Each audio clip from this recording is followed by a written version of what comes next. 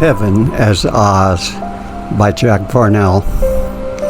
You heard the story before, that one about heaven, how it's a one-man show run with rigid authority.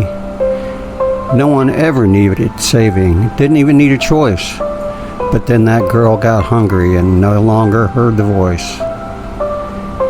He gave a son to the earth and a ghost to share the task, but upon closer inspection, needles of reality come to poke out questioning eyes through the wrong end of a science lab microscope.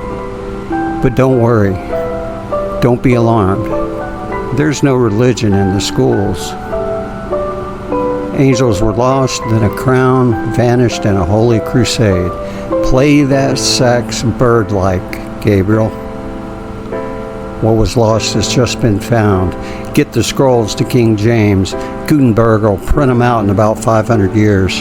He'll put them in the hands of the people who will tell the stories again and again, just the way they prefer to hear them.